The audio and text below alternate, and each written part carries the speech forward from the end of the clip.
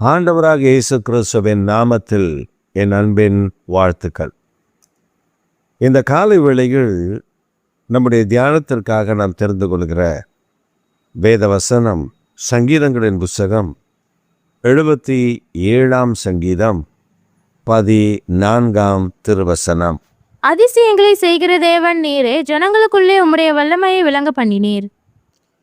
அதிசயங்களை செய்கிற தேவன் நீரே, ஜனங்களுக்குள்ளே உம்முடைய வல்லமையை விளங்க பண்ணினீர்.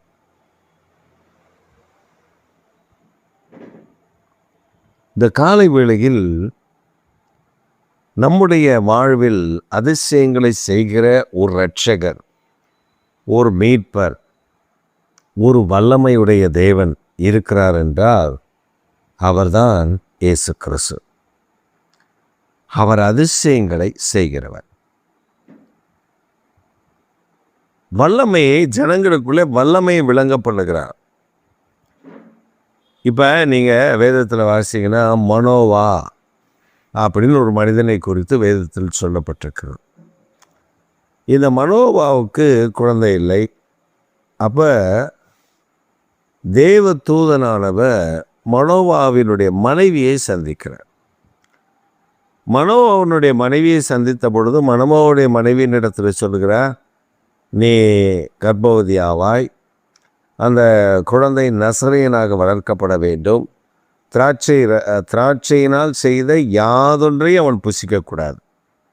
திராட்சை பழத்தையோ அல்லது அந்த திராட்சை காய்ந்த திராட்சை குலைகளையோ அல்லது திராட்சை விதைகளையோ தோல்களையோ அதிலிருந்து எடுக்கிற பை ப்ராடக்ட் எதையுமே அவன் சாப்பிடக்கூடாது, அவன் நசரேயனாயிருப்பான் என்று ஆண்டவர் மனோவாவுடைய மனைவிக்கு சொன்ன பொழுது, மனோவாவுடைய மனைவி மனோவாவினிடத்தில், மனோவா அப்பொழுது அங்கே இல்லை, மனோவா வயல்வெளியில் இருந்தால், வயல்வெளியிலிருந்து வருவரை காத்திருந்து தன் புருஷன் வந்த பொழுது அவனுக்கு அதை அறிவிக்கிறார்.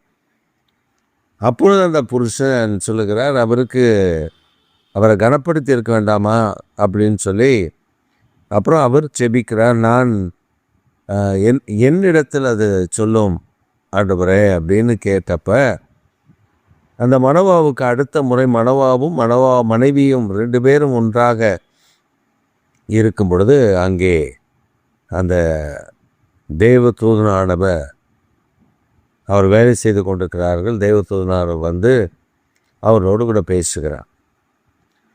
அப்போ மனோவா சொல்லுகிறான், நான் உமக்கு நீர் அமர்ந்தரும், உமக்கு ஒரு ஆகாரம் நான் கொடுக்க விரும்புகிறேன் என்று சொல்லி போய் ஒரு வெள்ளாட்டை அடித்து அப்பத்தை சுட்டு அந்த ஆணத்தை ஒரு கிண்ணத்திலேயும் அப்பத்தையும் கொண்டு வருகிறார்.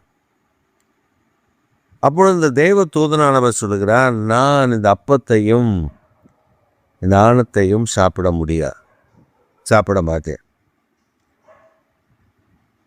நீ அந்த பாறையின் மேல் வை, அதன் மேல் ஆணத்தை ஊற்று, அதிசயங்களை காண்பார். அப்போ அந்த பாறையின் மேலே அப்பத்தை வைத்து அதற்கு மேலே ஆணத்தை ஊற்றின பொழுது அந்த தேவ தூதனானவர் தன் கையில் இருந்த கோலினால் அதை தொட்டார். அது எரிந்து அந்த புகையில் அவர் ஏறி போய்விட்டார். மனோவா ஒரே அலறல், ஐயோ நான் அதமானேன், நான் பார்த்து விட்டேன், தூதனை பார்த்து விட்டேன், அவ்வளவுதான் என் கதை. அப்போ மனோவாவுடைய மனைவி சொல்கிறாங்க, ஏயா அவர் வந்து உங்ககிட்ட பேசிட்டு போகணுன்னு இருக்குது, உன்னை கொல்லணுன்னு அவரையே வரணும், உன்னை கொண்டு போட்டுக்கலாமே அப்படின்னு சொன்ன மாத்திரத்தில் தான் அவருக்கு மண்டையில் ஒதுக்குது, ஆமாம் அப்படின்னு. அப்போ அங்கே அதிசயத்தை கர்த்தர் விளங்க பண்ணினார். நம்முடைய தேவனாகிய கர்த்தர் ஒரு காரியத்தை செய்கிறார் என்றால் அதிசயங்களை விளங்க பண்ணுகிறார். அவர் தம்முடைய ஜனங்களுக்கு மத்தியில் வல்லமை வெளிப்படுத்துகிறார். அப்போ நம்முடைய வாழ்வில் அதிசயங்களை நடப்பிக்கிற தேவன், நாம் ஆராதிக்கிற தேவன், நாம் மகிமைப்படுத்துகிற தேவன், நாம் முன்னிறுத்துகிற தேவன், நாம் துதிக்கிற தேவன் நம்முடைய வாழ்வில் அதிசயங்களை செய்கிறவர். அதிசயங்கள் என்ன? எல்லா காலகட்டத்திலும் எப்பொழுது நடக்கிறதல்ல, எப்பயாவது ஒன்று நடக்கிறது. அது அந்த மனித வழக்கத்தின்படி நடக்காமல் ஒரு காரியம் நடக்கும் பொழுது அதுதான் அதிசயம் என்று சொல்லுவார்கள். அப்போ நம்ம அதிசயத்தை செய்கிறது நம்முடைய ஆண்டவர் மட்டுமே.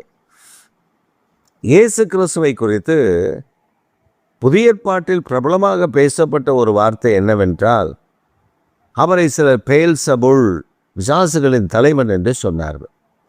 ஒரு சிலர் பொல்லாத ஆவி அப்படி என்று சொன்னார். இப்படியெல்லாம் சொல்லி கொண்டிருக்கும் பொழுது ஒரு கூட்டத்தார் சொன்னார்கள், அவர் பெயல்சபூலாக இருந்தால், அசுத்த ஆவியாக இருந்தால், அசுத்த ஆவி பிடித்த மனிதனாக இருந்தால், இந்த அற்புதங்களை எல்லாம் ஒருவனும் ஒரு காலமும் செய்ததில்லையே. பிறவி குருடன் பார்வையடைந்ததில்லையே, சப்பானி நடந்ததில்லையே, இதை நாம் கேள்விப்படவில்லை, ஆனால் இவர் அதை செய்கிறாரே என்று அவரை விசுவாசித்தார்கள். நீங்கள் வேதத்தில் பார்த்தீங்கன்னா நல்லா அனுபவித்த ஆளே இயேசுவை சில நேரத்தில் சந்தேகப்படுவான். இப்போ நம்ம காரியத்தை எடுத்துக்கோங்க. ஆண்டவர்கிட்ட அப்படி, ஆண்டவரே நீதான் எனக்கு, நீதான் அப்படி, நீதான் இப்படி, ஆண்டவரே அப்படிலாம் நம்ம ஜெபம் நம்ம ஜெபிக்க ஆரம்பிச்சிட்டோன்னா, ஐயோ ஆண்டவர் மனம் குளிர்ந்து என் மகன் ஐயோ எப்படி ஜெபிக்கிறான் அப்படின்னு சொல்லுவார். இதுவே நாம் ஜெபம் பண்ண ஜெபத்துக்கு பதில் வரலன்னு வச்சுக்கோங்க, கிடைக்கல அல்லது தாமதிக்குது, அதான் அதை பற்றி அவர் ஒன்றுமே பேசலை.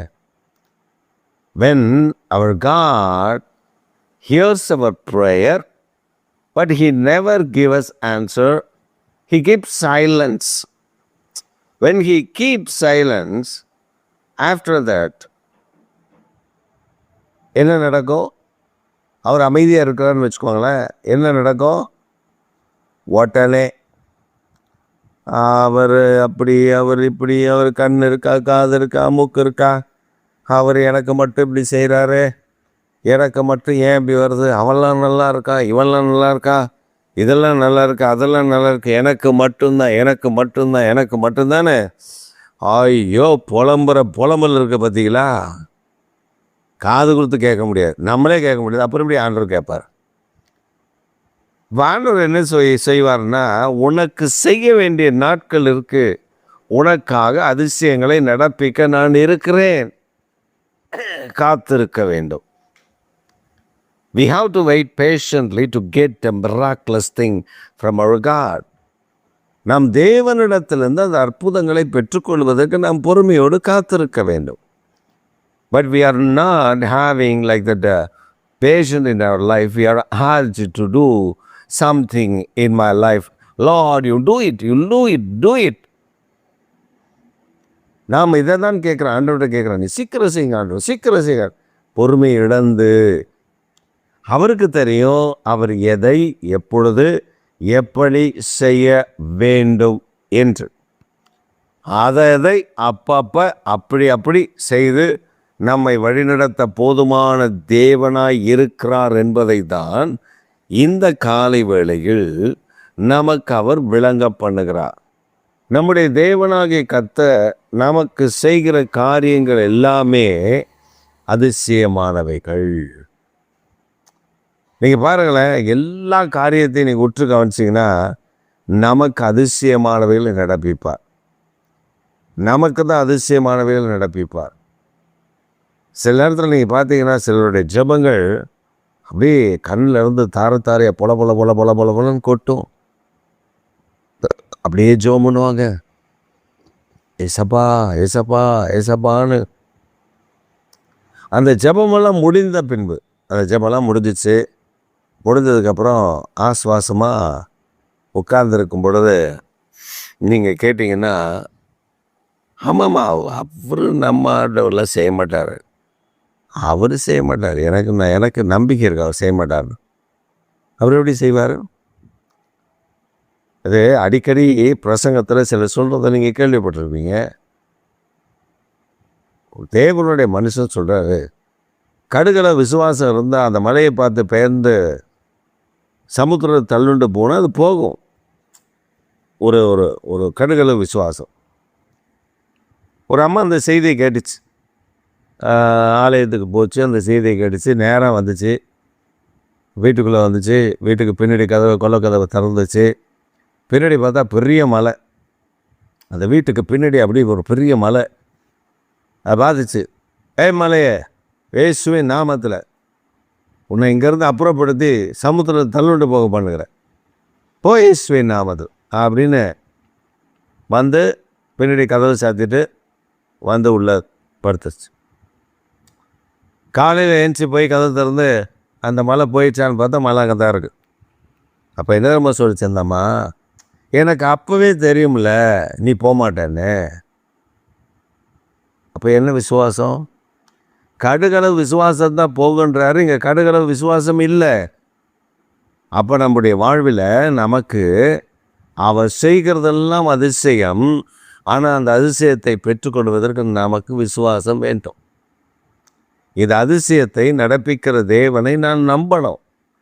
அவர் எனக்கு நிச்சயம் செய்வார், இதில் ஒரு அதிசயத்தை பார்ப்பேன் அப்படின்னு நம்ம நம்பணும். ஒரு மாதம் நம்புவோம், 2 மாதம் நம்புவோம், 3 மாதம் நம்புவோம், 1 வருஷம் நம்புவோம், 2 வருஷம் நம்புவோம், 3 வருஷம் நம்புவோம், 4வது வருஷம் வேலையை பார்ப்பா, இப்படிலாம் நம்பினாலாம் வேலைக்கு ஆகாது, வா எங்கே ஃபெர்டிலிட்டிக்கு போவோம், அங்கே ஒரு 10 லட்சத்தை கொடுப்போம், 20 லட்சத்தை கொடுப்போம். அவன் அடித்து பற்றி ஏமாற்றி எல்லா பணத்தையும் உருவிட்டு கடைசியில் ஒன்றுமே இல்லாமல் பண்ணிவிட்டு போயிடுவான். இந்த காலை வேளையில் நான் விசுவாசித்தா, நான் ஆராதிக்கிற தேவன் யார் என்று நான் தைரியமாய் விசுவாசிக்கணும், அதிசயத்தை பார்ப்பேன். தம்முடைய ஜனங்களுக்குள்ள வல்லமை அவர் வெளிப்படுத்துகிறது அவ்வளவு ஆச்சரியமான ஒன்று. அதனால் இந்த காலை வேளையில் உங்களுக்கு ஒரு அதிசயத்தை செய்ய போகிறார். நீங்கள் ஏதோ ஒரு காரியத்திற்காக ஜெபம் பண்ணிட்டு இருக்கீங்க, ஏதோ ஒரு காரியத்துக்காக காத்திருக்கிறீங்க, சந்தேகப்படாமல் காத்திருக்கிறீங்க. நீங்கள் என் ஆண்டவர் எனக்கு செய்வார்னு உறுதியாக நிற்கிறீங்க. இந்த உறுதியற்ற தன்மை உள்ள ஆட்களுக்கு இல்லை, உறுதியாக நிற்கிறீங்க. பார்த்தீங்களா, உங்ககிட்ட தான் கர்த்தர் பேசுகிறாரு. உன்னை அதிசயங்களை காண பண்ணுவார். அவர் அதிசயங்களை செய்கிற தேவன் என்பதை நீங்கள் இந்த நாட்களில் கண்டு உணர்ந்து அறிந்து அவரை துதிப்பீர்கள், மற்றவர்களையும் துதிக்க வைப்பீர்கள். ஆமேன், ஆமேன்.